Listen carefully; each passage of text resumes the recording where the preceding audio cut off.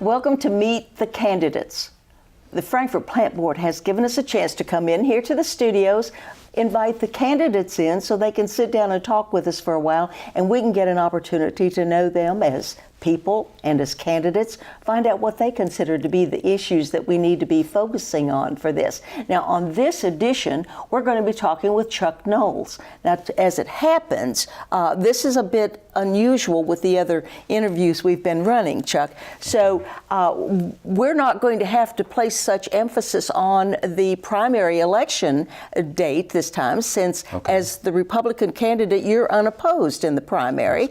And this is an opportunity to find out a little bit more about you. So if you don't mind, I'd like for you to tell our viewers a little bit about who you are, how you function within the community, and why you decided to tackle a responsibility of this nature. Okay. Well, thank you. First of all, I appreciate being here and having the opportunity to share some background about myself and about why I'm running for office. I grew up in Elizabethtown and went to the University of Kentucky and received a Bachelor of Engineering in 1975, and I went on to do Masters of Engineering work at the University of Michigan and graduated from there in 1976. I came to Frankfort to work for the Kentucky, then the Department of Transportation, and spent 34 years in a career with the Transportation Cabinet in various assignments, both here in Frankfort and out in the Lexington District Office. I had the opportunity to work with different groups of people in different areas, and I got a vast understanding of the department as a whole, which really helped me conduct my business, my work as I went through my career. I've got a lot of experience in dealing with government, and that's what the fiscal court does. They are county government, and I've got a lot of experience in budgets, both drafting them and managing those budgets through the fiscal year. And I also have experience in dealing with local officials too, because throughout my career all over the state I had the opportunity to work with local officials as it relates to highway and bridge issues and problems. I've dealt with contracts, which county government does. I've also been involved in the legislative process akin to, developing ordinances and passing ordinances and understanding their impacts on the voters. So I'm running because part of my background is that vast experience in being in government and understanding what it takes to run government. One reason I'm running is I felt like I've been in Frankfort for 42 years, and we've raised a family here, and I felt like that it seems like over the last several years that Frankfort has become stagnant, for lack of a better word, and the trends show that. Our population is growing very slowly. Our new housing starts are way down from what they used to be, and the manufacturing jobs are still below 1998 levels. So I felt like there's got to be some positive change to the community, Franklin County community, and to act and advocate for changes as a fiscal court member to bring about some positive change. And I'm sure we're going to talk about some of those things here in a minute that are going to be affected by that. Having acted as someone who comes to the fiscal court for action, you must realize what a tremendous responsibility there is to be on the other side of that desk and be responsible for issuing those responses. What prompted you to take on that additional responsibility? It's a heavy weight. Oh, it is. When you go from, watching how government works to actually making decisions about how it's going to affect the community and the future of the community, I felt like I have the background. I feel like I have the desire and the energy, and I'm retired, so I can devote full time to this. I felt like I've got the ability to do that, and I wanted to get involved because I feel like that there needs to be a change here in Franklin County. Well, and this would be a good opportunity to talk about some of this. What do you see as being some of the bigger changes that you think need to be made here to make it function effectively? Well, my top priority, of course, is economic growth. I mean, we have for many, many years as a state capital depended on state government and the employees who commute in every day, and then of course they commute out in the evenings. But I want to broaden our economic base. I want to provide the right assets for industry and manufacturing to want to come in and get on a piece of property and build structures and infrastructure and actually employ people in higher paying jobs. Another thing is small business. We have a lot of vacant storefronts in this community, and I want to make sure that small businesses have the ability to work with those who regulate their startups or their continuing in business, to make sure that's as simple as possible, so it's not a hindrance or seen as a lot of red tape, so to speak. And then there's tourism. One reason I'm running is I was really disappointed with the loss of the convention center. That brought in, based on what I read, anywhere from $18 to $20 million a year in tourism, and that's a big loss. And so, as part of the City Vision's effort in trying to gauge the community and learn what we want to do in the future, I'd like to see tourism brought into that whole picture and build on what the bourbon industry has done with the Bourbon Trail, and because of our local distilleries we have. And then I also would like to see us get more involved with the river and try to develop opportunities for tourism on the river. And of course, then there's the community venue replacing the convention center, which I think is very important, because you think of all the activities that have occurred over the years in the now destroyed convention center downtown, that we need something here in town to where we can hold events in a community this size. So are you saying that you feel it would be advantageous for us to have a replacement entity for a convention center as a multi-agency use, a multi-use facility, a civic center, or should we develop that area in a different manner, hoping that we can evolve it into something different? Well, I'd like to see the area that the state is going to, I guess, allow the city to develop, where the convention center and where the Fountain Plaza shops were. That area, I'd like to see mixed use there. I would like to see us look at some type of a flexible venue of several thousand seats that would be able to host a lot of events down there, as well as develop some residential and some retail also in that area. And I think the key to this whole City Vision's opportunity and working with them to try to outline a master plan going forward is to have multiple uses down there. But I think we need to be careful in the sense that we're going to have to come up with something in a plan that's practical and realistic, because obviously it's easy to come up with solutions that are going to be very expensive, and that goes to the fact is how you would pay for something like that. So. Precisely. Have you had a chance to look over that budget any at all to see where there might be some flexibility in there? Not really, not to this point. I mean, they're still trying to, I guess, get some general sense of how they might redevelop that property down there, and whether it would be done with public money as it relates to a convention venue or city venue, or do you also involve the private sector in maybe a public-private partnership of some sort of another? So I think there are a lot of opportunities right now, and I'm not sure there's any way to settle on one right now, because we really don't know what this master plan is going to look like for the future. Now, you have mentioned the bourbon industry as having an involvement here, and Frankfort has the Kentucky Distilled branding campaign going on. Right. Do you think this would be an opportunity for the county to get involved in that and use that to promote the county as a whole?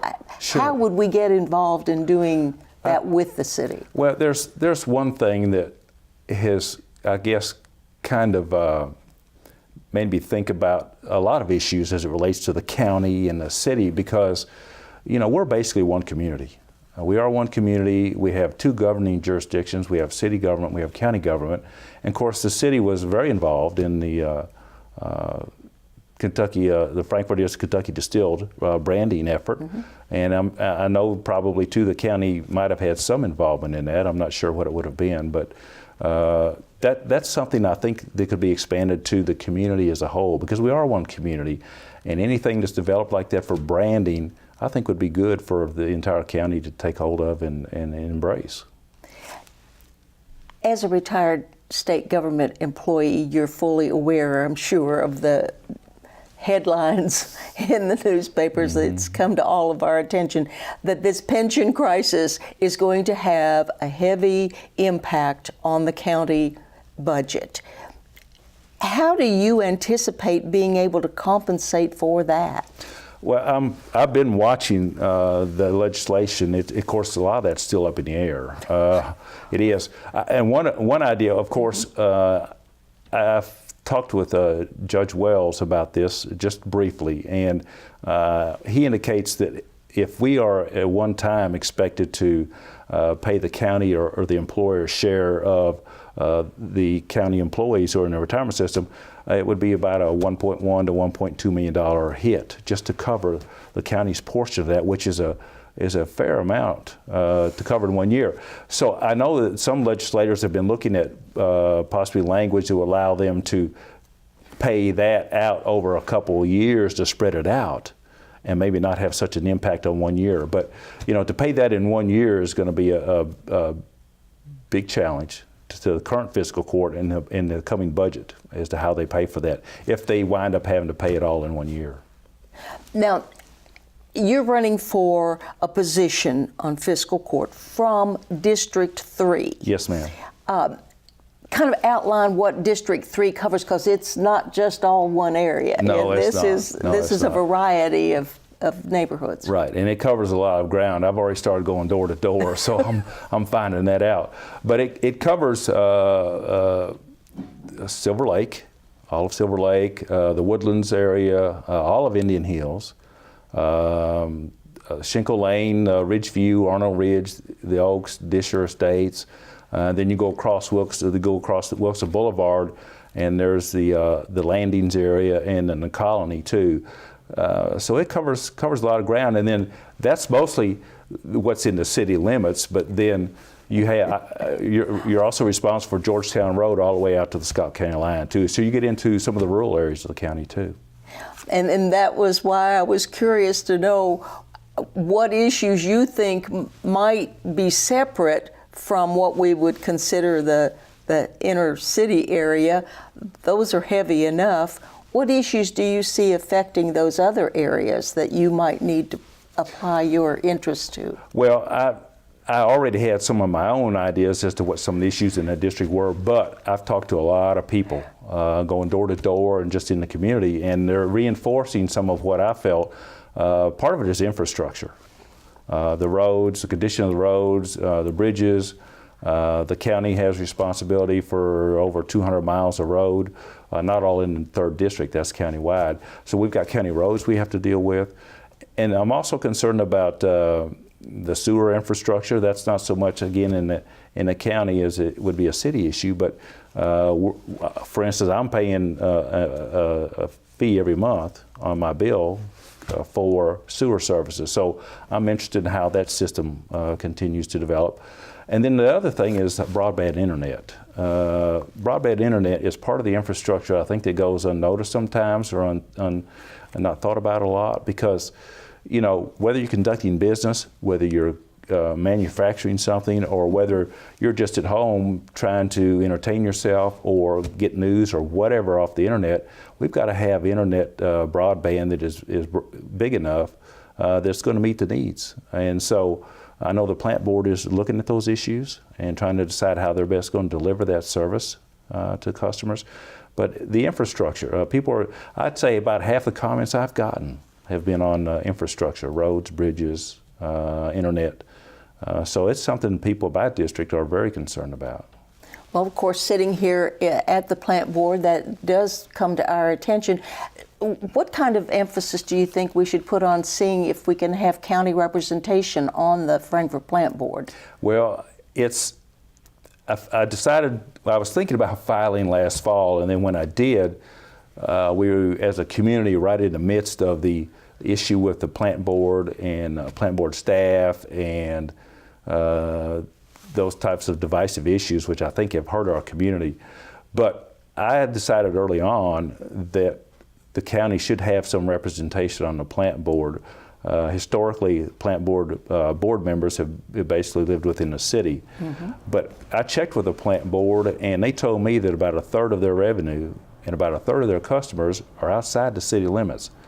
So that's a lot of people and a lot of business that they transact with that comes from outside the city limits. So I feel the statute needs to be changed to establish the plant board and allowing the city and the mayor to appoint members, and change the statute to allow the county judge and the county to appoint at least one member of the five. So we get county representation. It's almost like being taxed without representation. And of course, if you remember, the Boston Tea Party was all about taxation with no representation. So yeah, I think the county needs to have somebody appointed on the plant board. Now, you have referred several times to the infrastructure. Have you had a chance to look at the budget enough to know whether there will have to be changes made to accomplish the improvements in infrastructure that you would like to see happen? I already have a sense that there are many more needs than we've got resources to cover. And my experience with the transportation cabinet, that was always the issue. You always have more needs than you have money to deal with. Mm-hmm. And so we get to my, I guess, feeling, we don't get enough funding either locally from local resources or from state statutes and how they distribute the motor fuels tax money. We don't have enough resources to really do what I think is necessary, but we've got to make sure that what we do get is spent most effectively. In other words, any money that's allowed for roads and bridges should be assigned to needs based on the need and not so much on politics. Because you can't manage and operate an infrastructure when you're just spending the money in a way that doesn't address the most intense needs.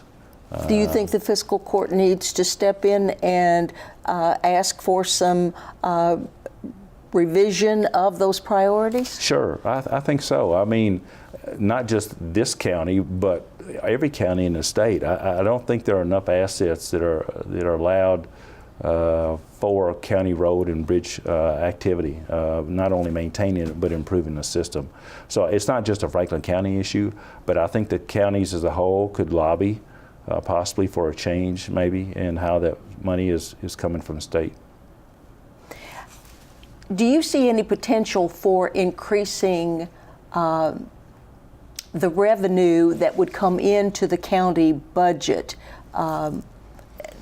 I mean, there are different ways of going about that, but what would be your focus on seeing if we can draw more revenue into the county budget without placing a heavier burden on the people paying those taxes? I think the key to that, I'm fiscally conservative, which means that the last resort for me is raising taxes.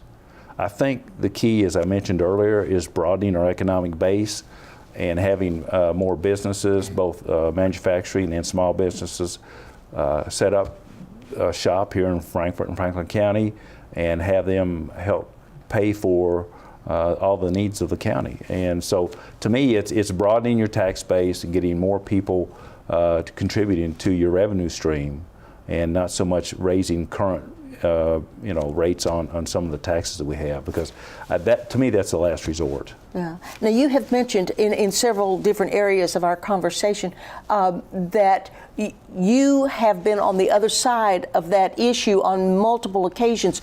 You have been the person coming in to look for the opportunities here, and you voluntarily came to this community, and you were saying that you were trying to find a way to encourage people to come here. How do you think we should approach this? What What do you think would make people decide to come here? What could we change to greater entice them? I think there's basically two major factors there. One, of course, is job opportunity. For jobs to become available, broadening your economic base, having people get jobs here and move here. And the other major factor to me is quality of life. And that's where the tourism issue comes in, is what are you not only providing people from outside the community to try to attract them into Frankfort and Franklin County, but what are you providing for your local folks? The Aquatic Center up at Juniper Hills is a great example of an asset that the county and the city went together on. And I think that's the type of thing that people are looking for. I hear from a lot of people, not only in Franklin County, but outside of Franklin County, that indicate that there just doesn't seem to be much to do here. And that's kind of the way they put it. But I think we need to look at quality of life issues and helping develop opportunities on the river. Look at our parks. Lakeview Park. Lakeview Park is a great asset, and I think that we can not only maintain that, but we can improve that too.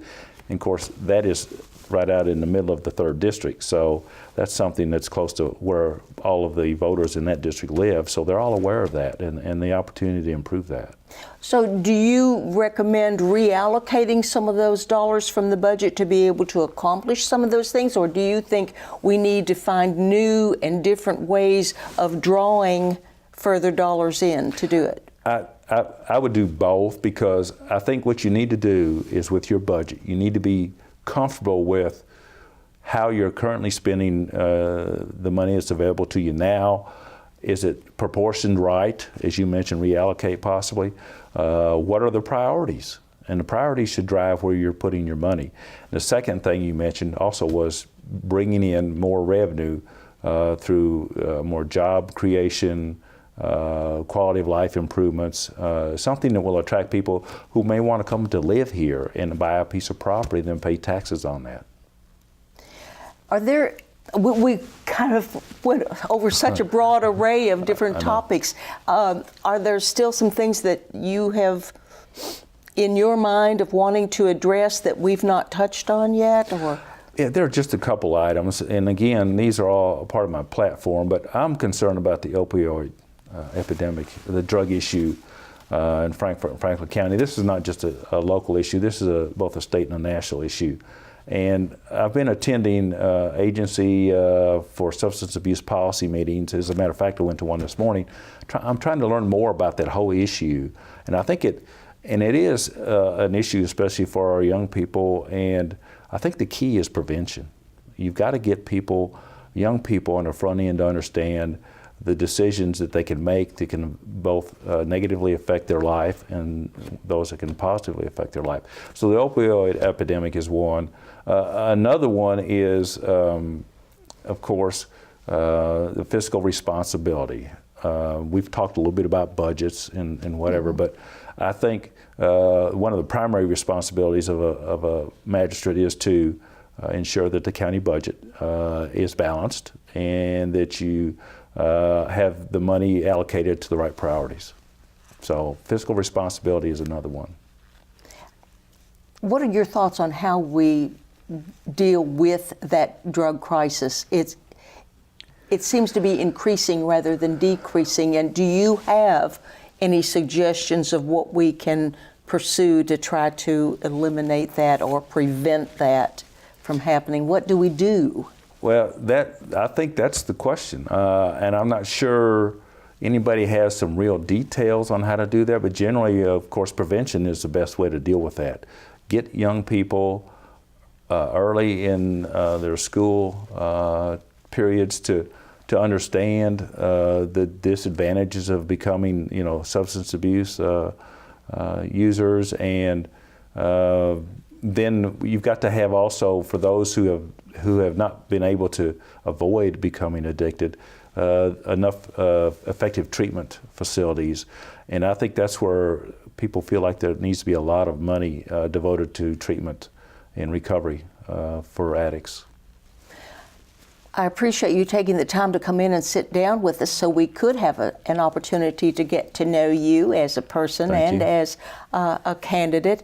as it will not affect you on May the 22nd, I would like for you to look into this camera. Okay. Tell our viewers why you should be considered as a viable candidate for a position on fiscal court from District 3, and urge them to look forward to meeting with you to continue your campaign. Okay, I'd be glad to. I'd like to invite all of those viewers to go to my webpage, and I've got both my experience, vast experience in dealing with government issues, and my platform on that website. And I think it'll give you an opportunity to understand that I have the desire and the experience to bring to fiscal court to deal with the many challenges that we have as a community and to make a positive change in Frankfort and Franklin County for the future. Thank you yet again, Chuck Knowles, You're welcome. for coming in to meet with us. And I do want to remind you about the candidate forum on April 26th. Participate if you can and submit questions if you have any. And please make every plan to join us for live coverage of the primary election returns on May the 22nd. And then we'll continue with the candidates you select to go into our fall campaign. So come back here to meet the candidates.